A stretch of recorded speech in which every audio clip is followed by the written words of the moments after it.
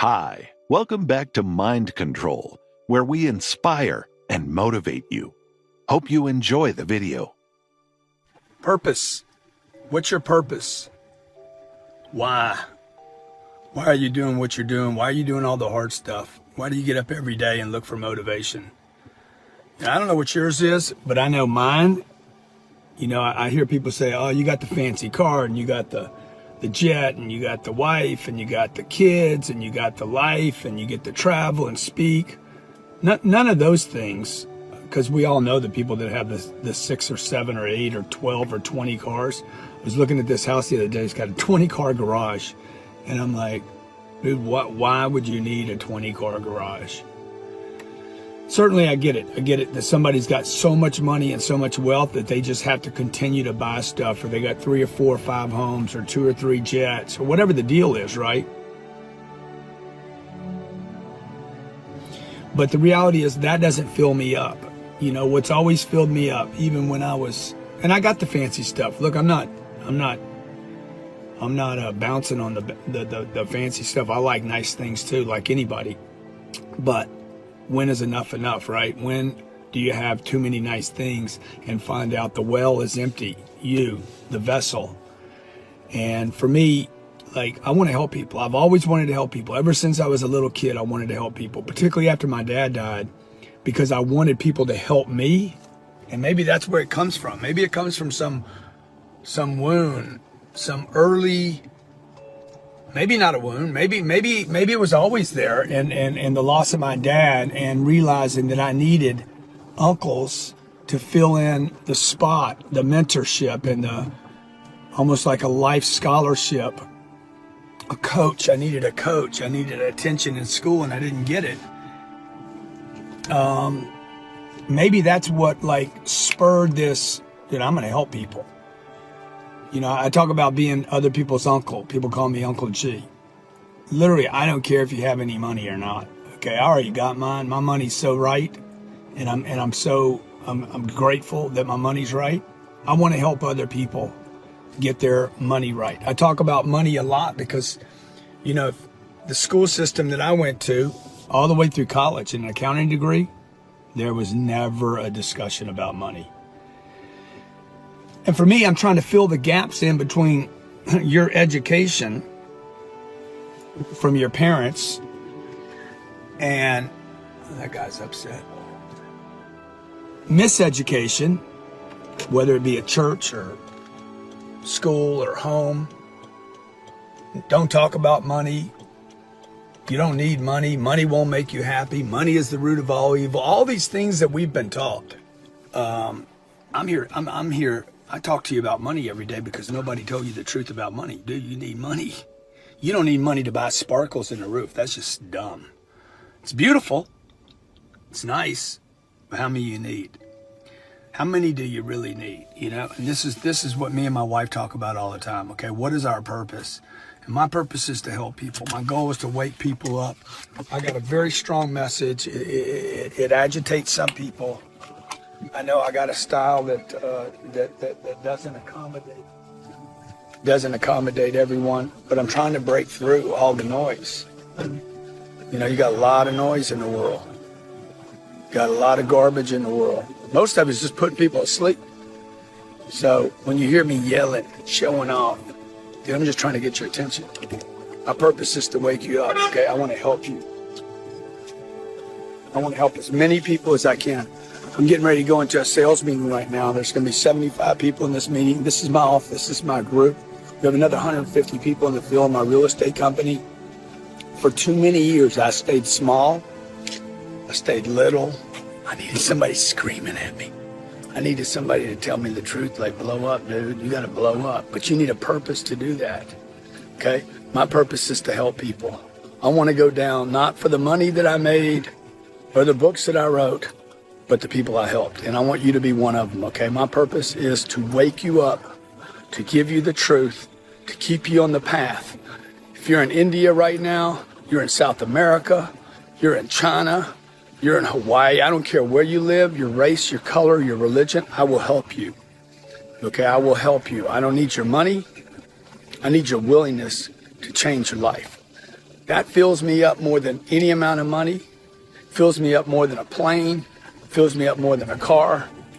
I want to be responsible for more than just myself, my wife, and my kids, and my 75 employees here, my 150 out on the road in the real estate. I want to do more than just something for myself. I want to help others. So if you're one of those people and I can help you, let me know how in comments. How can I help you? What program do you need? Do you need something on sales, marketing, social media? Do you need a bigger network? Do you need some help in money? I got plenty of programs. I'll give it to you if I need to, okay? God bless. Be great. Everything that matters in life must be built. Woo! Let me tell you, that was worth the whole trip. If it's a business, it's got to be built. If it's a family, it's got to be built. If it's a marriage, it's got to be built. If it's a relationship, it's got to be built. You will not have success waiting on these microwave relationships. Everything in life, build. You have walked away from things saying they weren't finished, they weren't supposed to be. You left people and said they weren't ready, they weren't supposed to be. You have to build a boy into a man. You have to build a wedding into a marriage. You have to build a house into a home. Build it. You know, we live in a world where opposites are in conflict and we're in the middle. There's the pull to do good and the pull to do evil, to do what's right, and the pull to cross the line. That bit of warfare goes on even in our own head, our own consciousness. When I was a little kid growing up, I remember this cartoon of a little boy, and it showed this little boy with a little devil on one shoulder and a little angel on the other shoulder. The little devil said to the little boy, "Go ahead and do it, it'll be okay. It'll be fine, go ahead, go ahead." And little angel saying, "No, no, no, don't do it, don't do it." Little devil said, "Yes, go ahead." Little angel voice, "No, no." And I guess that's part of our life experience. It's part of the adventure. The old prophet said, "Love good and hate evil." And if we become educated in that way, knowing when the voice of temptation is not the right road to take, we make some better choices. When I got up this morning, a little voice said, "You really don't have to do your exercises today. You could skip today. You've got some work to do." And I got in at about 1 o'clock this morning on my airline flight from Colorado Springs.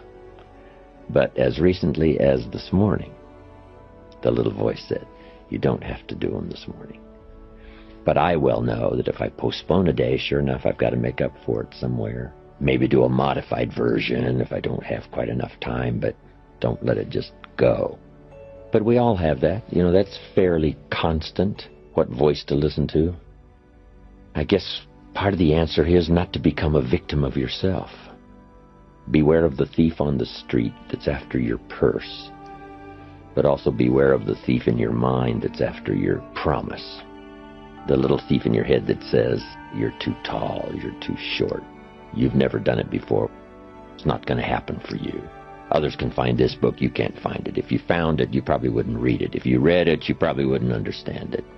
This is a constant bit of warfare going on inside of our head. So we all have to deal with that. But what I call that in these experiences is the great adventure. It seems as though God has designed human life and his own existence as a bit of adventure. First creating all the angels according to the storyteller, and we might surmise, what was that for? Maybe he didn't want to be alone, or maybe he wanted to create some kind of adventure for himself. Made one of the angels, the storyteller says, the most famous, the most beautiful, the leader. And finally Lucifer gathers up a third of the angels, makes a move on God's throne, loses, giving us a bit of insight, not much detail. I guess most of it's left to our imagination, which is probably what the storyteller wanted to create. Here's a few details and leave the rest to your imagination. So it seems like in the beginning, before the beginning, God, it seems, was interested in adventure. But I guess if you boil it down to something very simple, it says, would it be possible to win if you couldn't lose?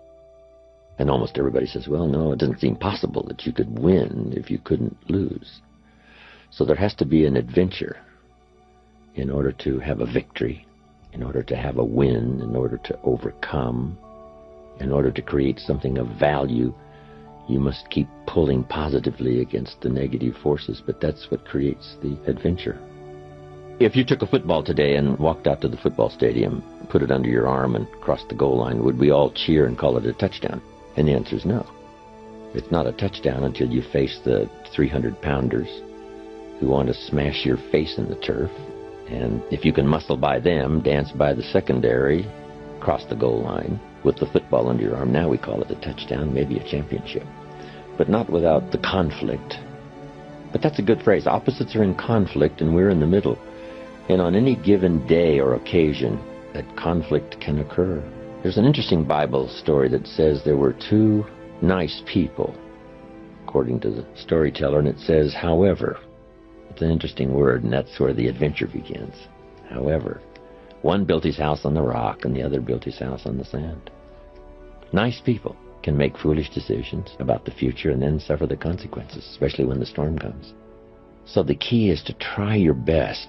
So many questions are not a matter of morality. It's a question of being careless or careful, being cautious rather than reckless, but not too cautious. So it's kind of an interesting challenge. If you were so cautious driving on a two-way highway, every time a car came your way, you were troubled about thinking whether or not he was going to stay on his side of the line, that you pulled off the road, wait for him to pass, then got back on the road and continued your journey. We would call that a bit too cautious. It may take you 2-3 days to get to your destination. So you say somehow when the traffic's coming your way on a two-way highway, you must trust at least the law of averages that says, I have a pretty good chance of arriving, even though there's not a guarantee that 1 out of 1,000 coming my way, I'll cross the line and it'll be the end. So we do have to be cautious, but not too cautious, and let those daily experiences lead us into a better life, a better month, a better year. I arrived on an airplane flight once, and the flight attendant came on and said, ladies and gentlemen, you have now completed the safest part of your journey. From now on, it gets dangerous. Fasten your seatbelt. I thought that was interesting. You've now completed the safest part of your journey. According to statistics, for the miles covered, it's the safest way to go. We'd like to thank you so much for watching till the end. Don't forget to share your thoughts in the comments section. Please also like, subscribe, and share this video with your friends and families. Please watch our other motivational videos. Thank you again. I'm going to tell y'all something really wonderful, man. Albert Einstein has a quote that changed my life. Because it's something that we all have and you may have never understood it. Albert Einstein said, imagination is everything. It's the preview to life's coming attractions. If you can get this right here, this can change it for you. Imagination is everything.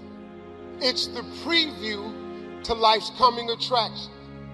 That means everything you see in this world came from somebody's imagination. Everything. Somebody was talking on the phone one day and it was connected to the wall. And they was walking, they went, man, I sure wish this phone would go outside.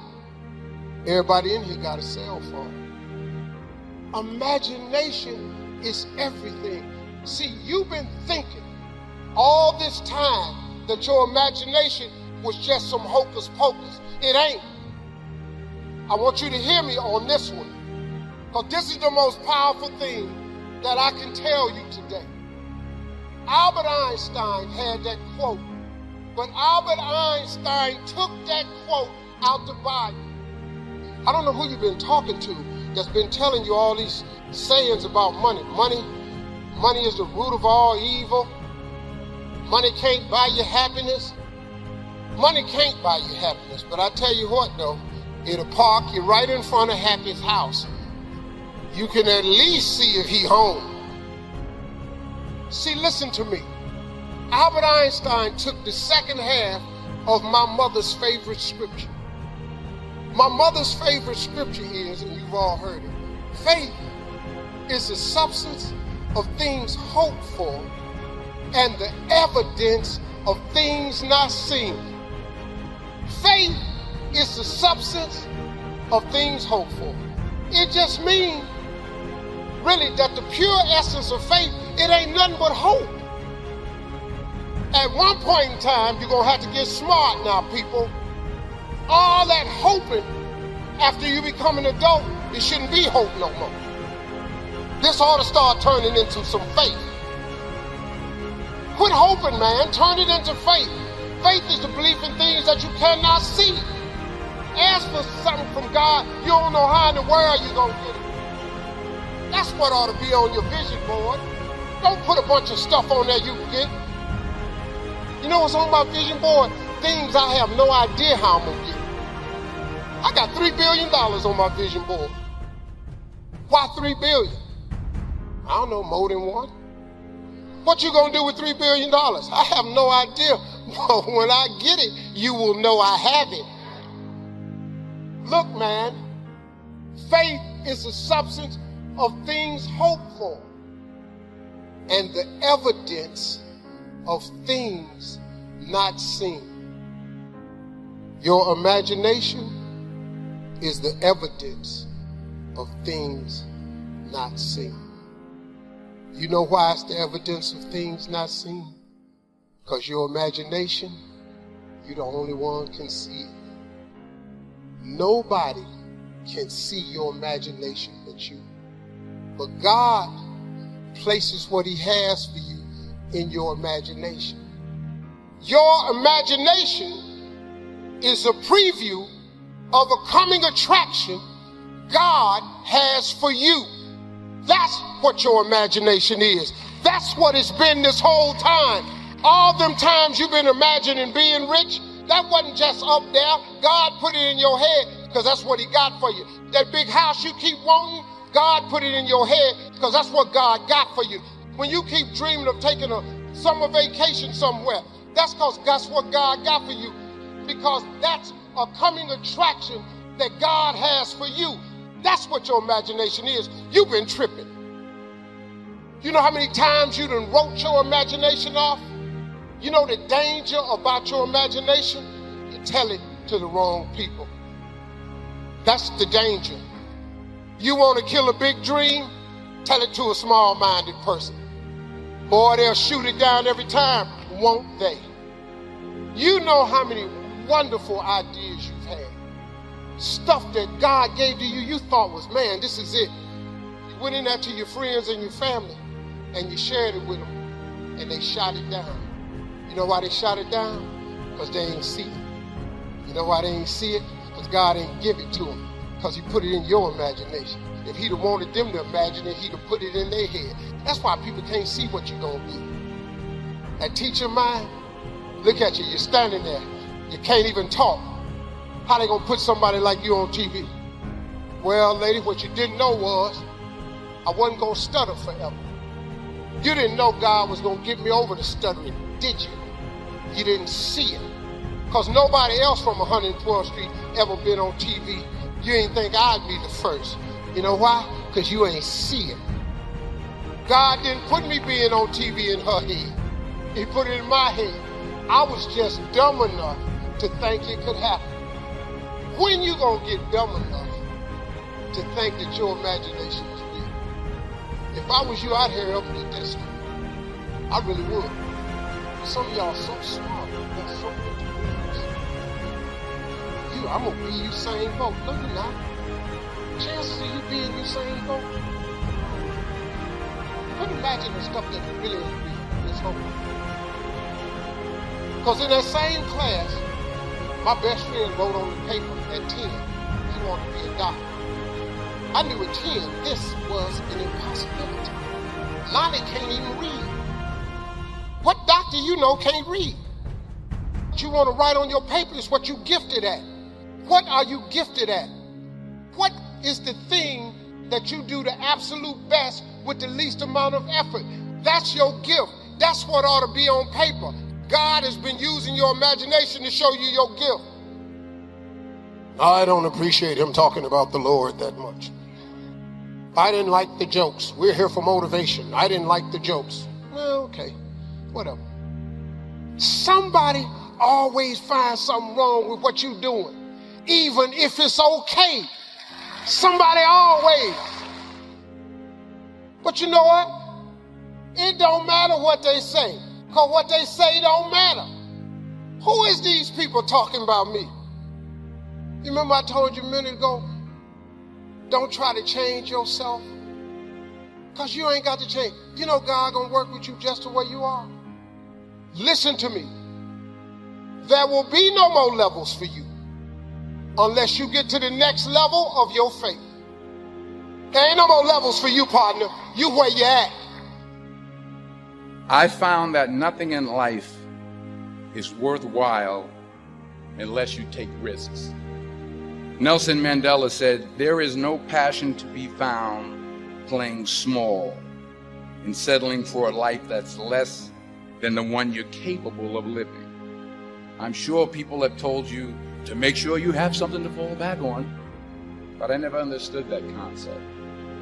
If I'm going to fall, I don't want to fall back on anything except my faith. I want to fall forward. I figure at least this way I'll see what I'm going to hit. Fall forward.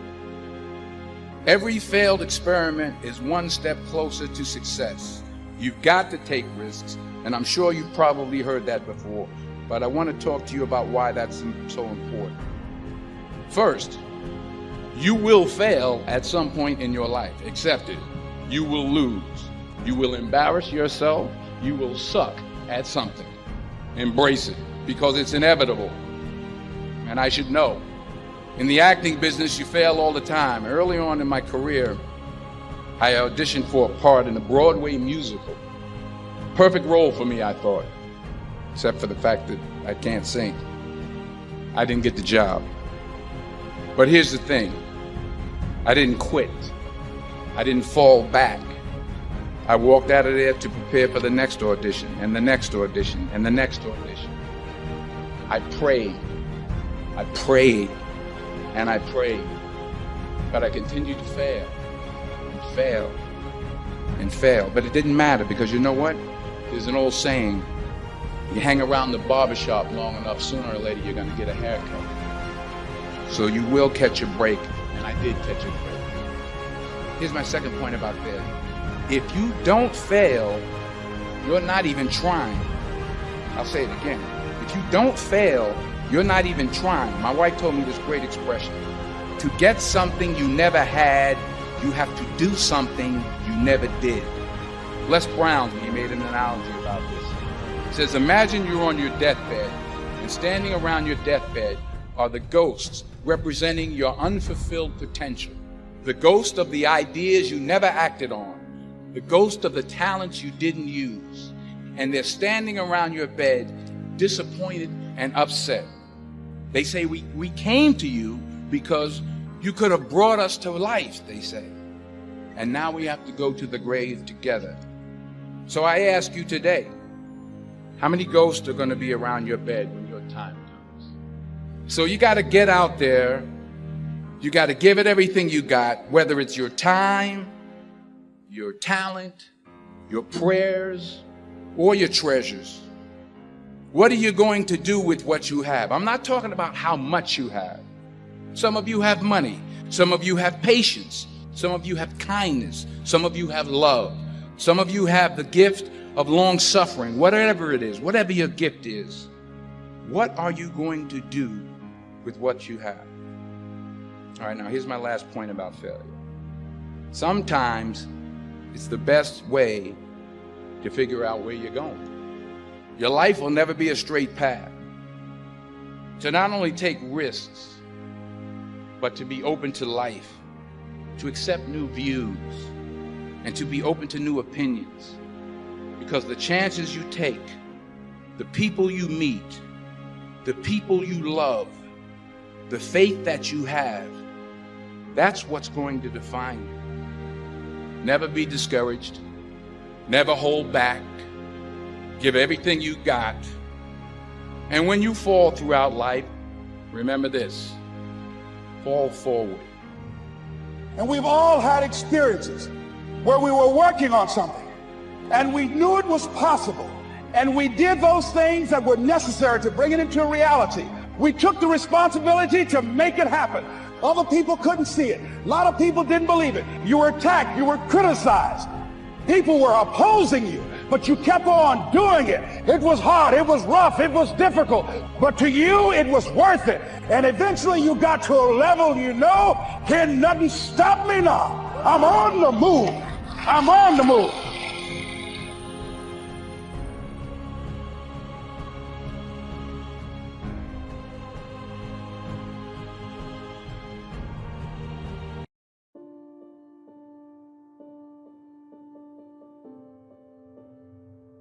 I realized that God always has a plan, and most of the times that if he slows you down because he wants you to think about some things.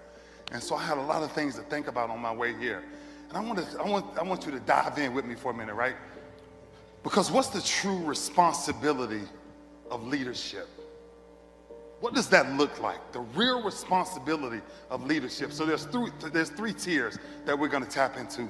One of the greatest qualities that I truly believe leadership is all about is you must be selfless.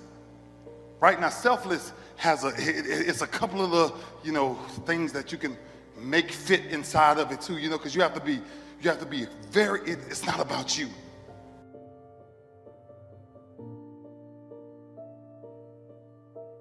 It's not about you. It's not about you. It's not about me. It's about we. How do we make this happen? Right? And something happened to me early in life that made me transition into thinking as an altruistic person. I wanted to figure out, I said, what's this thing? Like, Mom, I'm trying to figure it out at 10 years old. I'm like, Mom, why my father ain't around? Like, what's going on? Then Mama grabbed me one day and she says to me, she says, baby, listen, I don't have time for you to be a child. I need you to be a young man right now. My mom sat me down, I'll never forget it. She taught me how to cook, clean, braid, fold, plait, iron, wash, scrub. And I'm like, Mom, why are you teaching me all this? She said, because I need you to help me take care of your brothers and sisters. So when I started to understand that, I said, well, Mom, can I go outside and play? And then she looked at me and she said, look, don't ever leave my house. I'm like, okay, wow. What kid comes home and can't leave the house? So then I started to become a very selfless person, because the only thing that mattered to me at that point in time was my brothers and sisters, was figuring out a way. My mom worked 3 jobs. My mom was never home.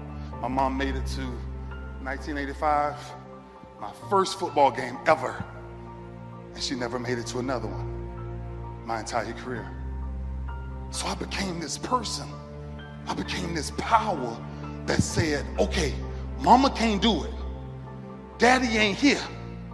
So it's up to me. So as a leader, very early, did I understand it then? Absolutely not.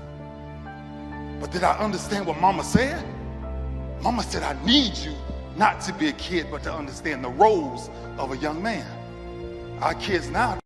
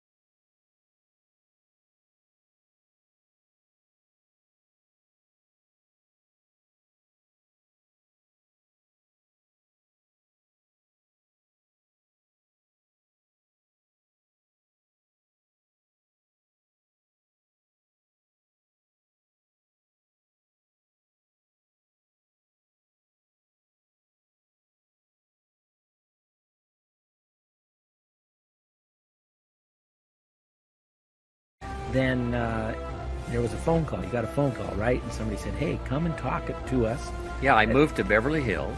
Because that's what you should do when you become successful. Yeah, right? when I get there, a friend of mine said, you've got to come and tell your story to my service club. You belong to the Rotary.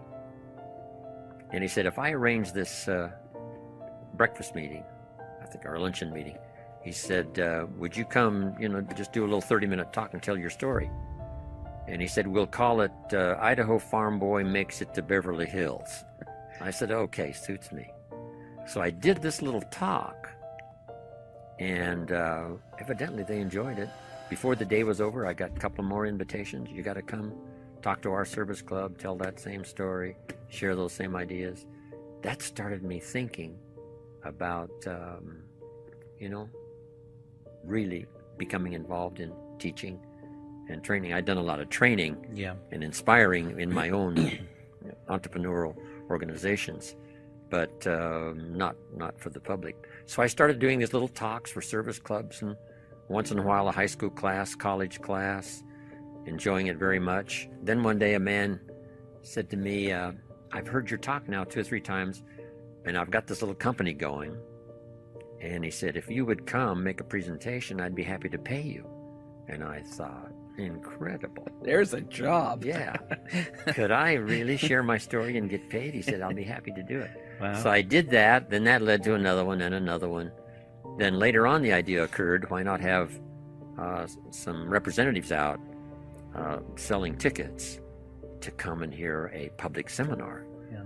And we finally put that together. And that was, all those many, many years ago.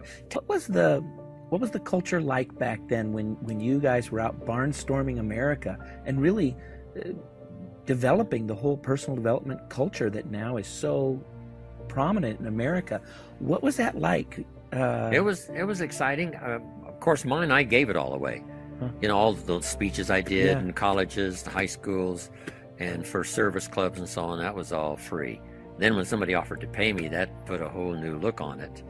And then I began this process of creating something valuable enough to where someone would buy a ticket and go and listen.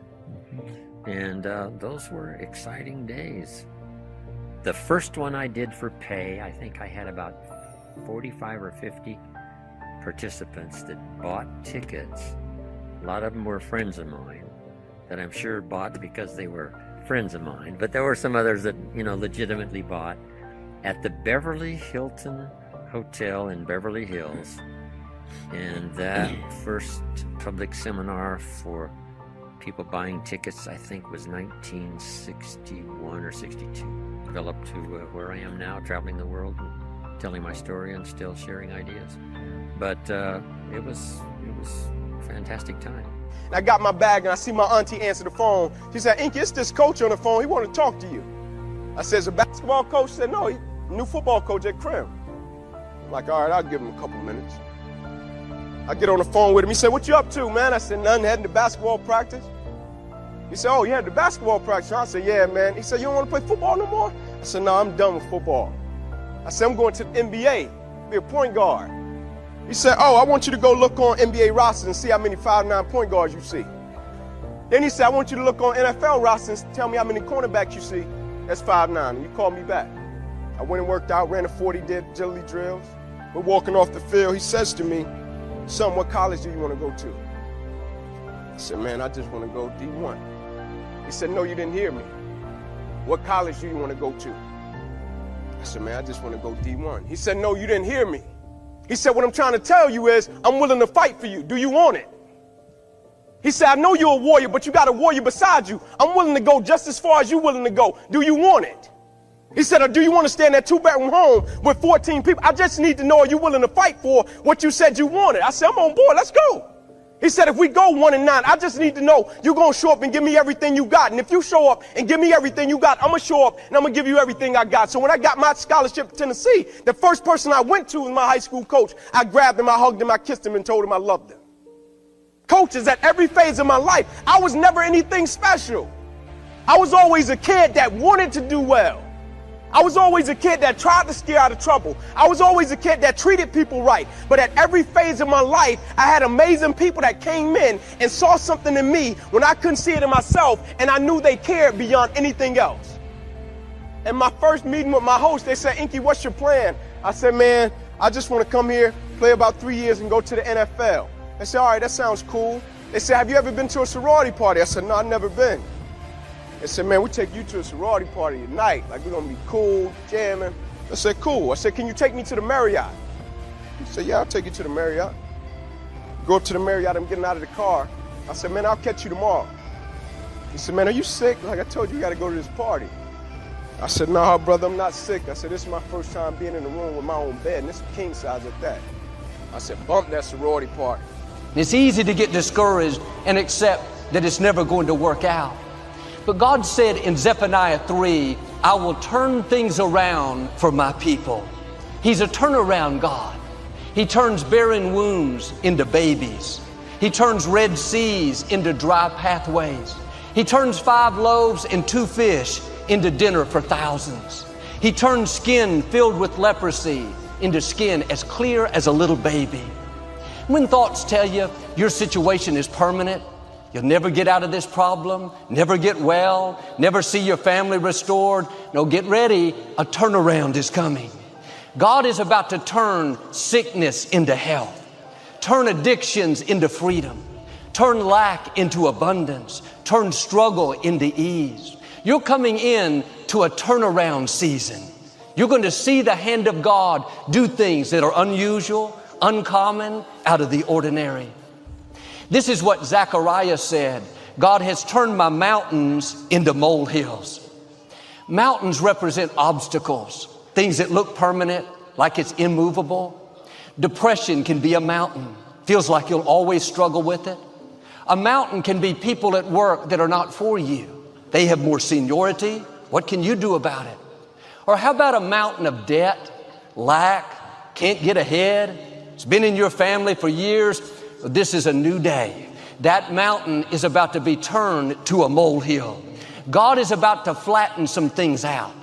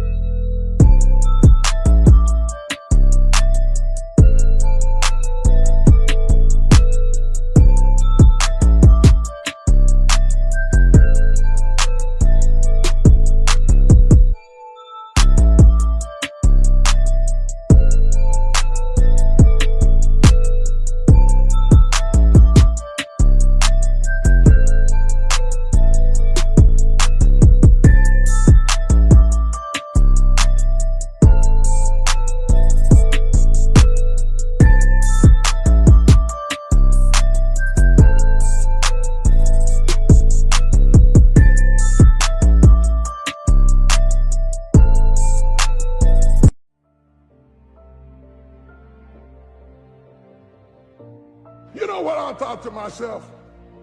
I thought I would hate to live and die and never know what would happen if I ever committed myself to anything. Some people have never thrown their whole self at nothing. Not at school, not at work, not at marriage. Oh my God, you've had 1 foot in and 1 foot out of every dream all of your life, and you've never seen what you could be if you ever really connected and threw everything. And that's what's going to make your death so sad. That's what's going to make it so sad, is that you never lived first. You never fully engaged.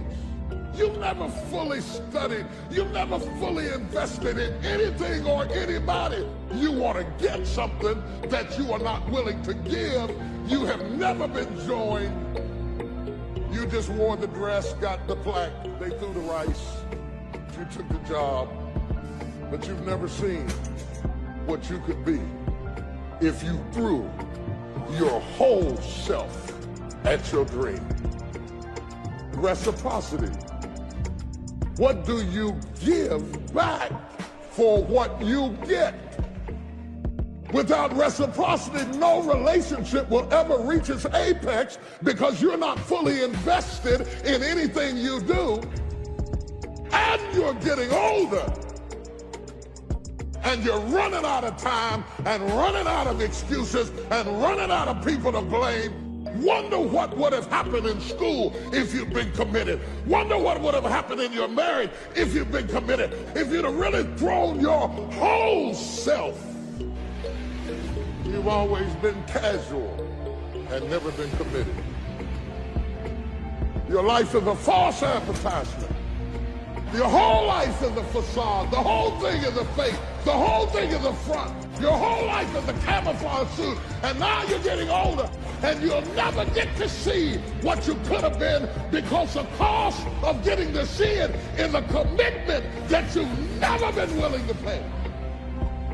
You're trying to get somebody to fall in love with a you that you've never discovered yourself. You come to the altar and you raise your hands and you say, Lord, I give myself to you, but you don't. You marry somebody and say, you can count on me, I'll be there through the thick and the thin, for better, for worse, for richer and poor, in sickness and health. You didn't mean it. Half studied, half worked, half labored, and then wonder why I thought I'd be further than I am at the age of. Let me tell you why you are not further. It is not the devil, it is not witches, it is not demons, and it's sure God ain't haters. You are not any further than where you are right now, because you have never thrown your whole self at anything in your life. And you think greatness goes on sale, but true quality never goes on sale. Greatness costs what it costs. Decide that you're going to become the active force in your life. Decide that you're not going to go through life feeling like a victim.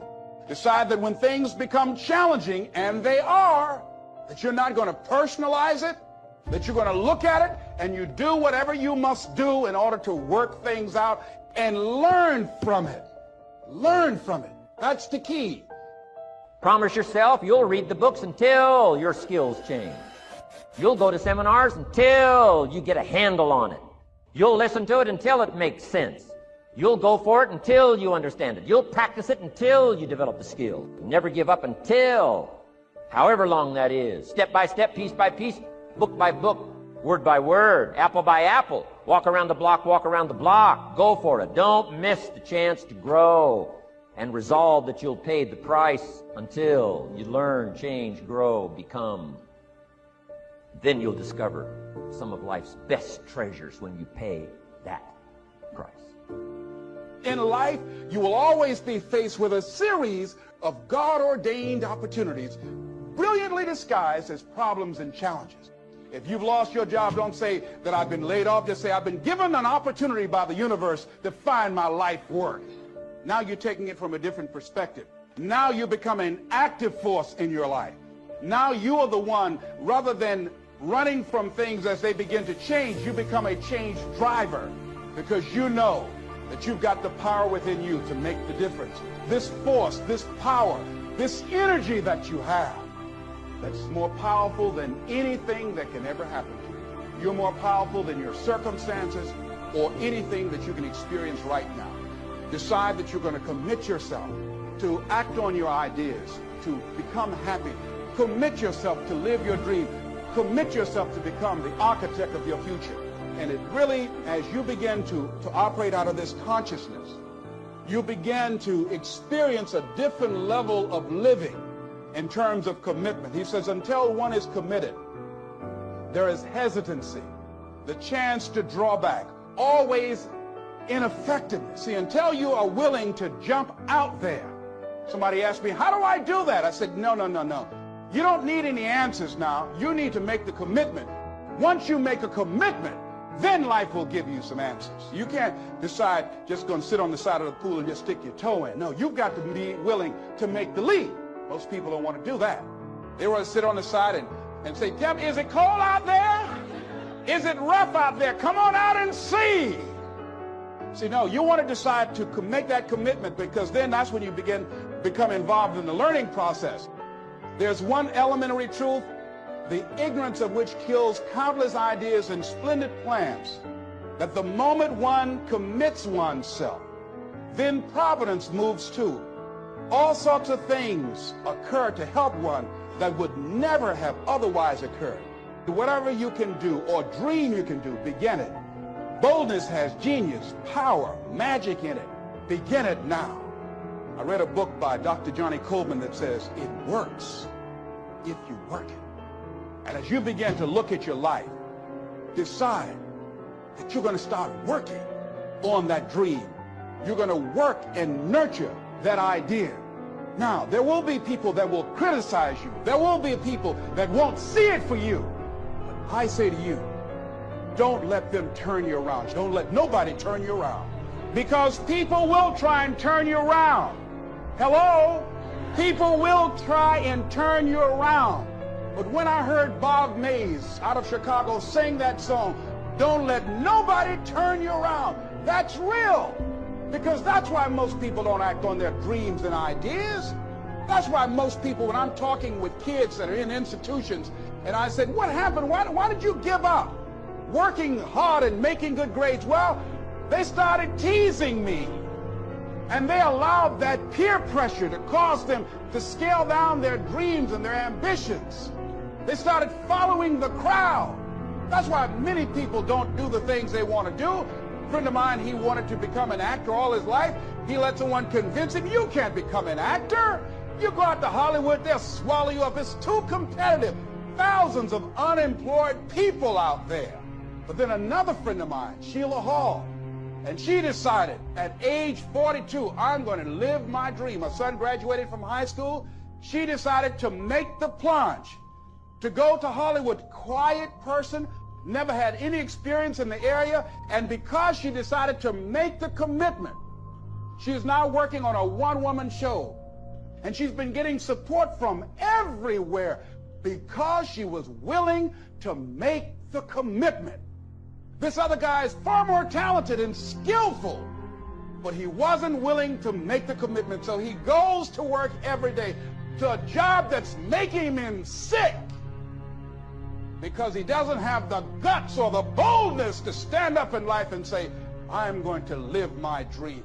I'm going to commit myself to live out what's in me. I heard Dr. Johnny Youngblood say, I must live what's in me. I said, why do you do this? He said, I got to do it. I got to do it. I'm saying, find something in your life that you say, hey, it might not work out, but I got to do this. Why? Hey, it's the one thing I love. It's my peace. It's my thing. You don't understand it? It's all right. You better be committed or you ain't gonna make it. If you're not committed, you're not gonna make it. You have to be committed. Through the storm and the rain and the heartache and the pain and the disappointment, you have to believe in the we and the us and not the me and the you, or you're not gonna make it. It's a commitment. It's not a feeling. Y'all don't want to hear real truth. You want to hear fairy tale, Hollywood, shake and bake stuff. But in reality, it's a commitment.